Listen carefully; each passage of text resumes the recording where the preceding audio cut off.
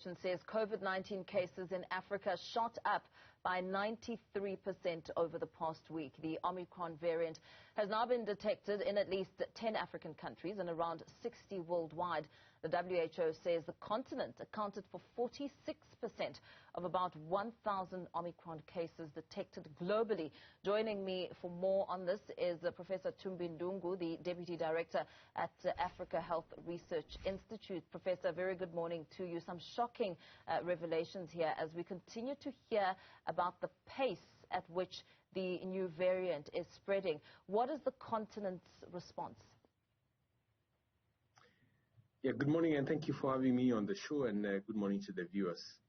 I think this is not unexpected because we know that we now know that this variant spreads very, very fast. And in any case, I think that scientists had already predicted that there would be a fourth wave around this time of the year. So I think that it's not totally unexpected that we're having this surge in numbers, and of course largely also driven by the new variant.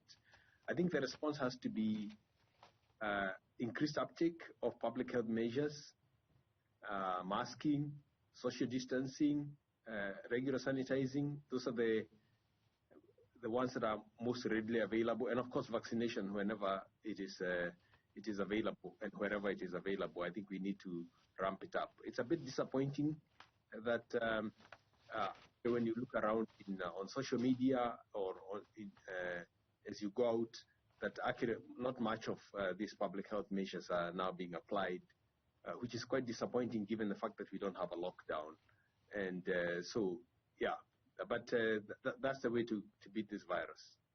The conversation around vaccinations is really escalating into different forms because now we're learning of some of the, like Pfizer's now brought in a third jab, and the talks about J&J also heading in the same direction, and the Pfizer now being open to a second dose for the those 12 to 18 years or 12 to 17. What sort of response is being received across the continent when it comes to that conversation and also the efficacy of receiving those doses?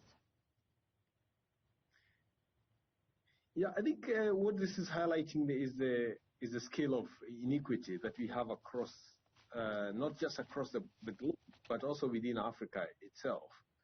Because we have some countries that can afford to buy these vaccines and offer them to their populations, and then we have some countries that are totally incapable or so far have been incapable of doing this. And I think that this third wave and this new variant is only going to exacerbate this inequity because countries are going to want to protect their own population. We are already seeing in South Africa pressure for that doses, for example, of the Pfizer, whereas some countries in Africa, people are yet to receive the vaccine. So I think what it is underlining is the inequity that we have across the globe, and the failure of the global community to mobilize and come up with a strategy that would ensure that there is much more equitable distribution of vaccines across the continent, but also across the world. So I think for the foreseeable future, we are going to have to continue to deal with this problem of inequity and access. But certainly in South Africa, there should be no excuse for people not to go out and get the vaccine, particularly the first doses of the vaccine, because the vaccine is freely available across the board.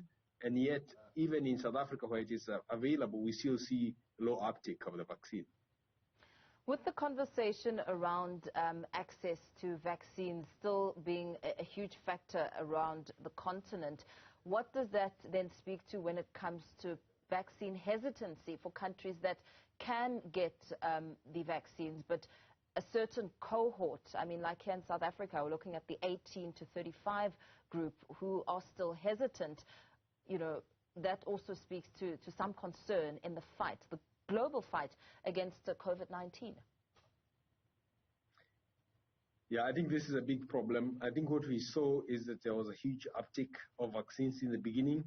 People came out in large numbers, But what seems to have happened since then is that there has been a plateau in terms of the number of people coming out for vaccines, despite the fact that the vaccines are widely available, particularly here in South Africa.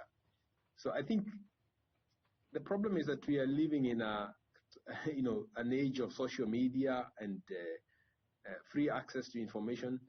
A lot of this information is disinformation and misinformation through social media. So I think we need to do a much better job in terms of convincing people, the general public, about why they should take up vaccines.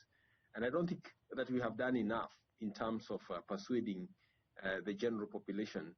And in our public and community engagement activities, I don't think we have done enough to fight off the misinformation and conspiracy theories that we see on social media. So I think much more needs to be done in that sphere so that we can see much more of vaccine uptake, because there's no doubt that vaccines are the best public health strategy to fight off infectious diseases. And so we need to work much more in that area to convince the public to come out and get vaccinated, because that's the best way to slow down this virus. Much more needs to be done indeed. Thank you so much for your time and input. Professor Thumbi Ndung'u, Deputy Director at the African Health Research Institute, painting a picture of what the continent is looking like and how it's faring in the fight against COVID-19. Access to vaccines still a major challenge.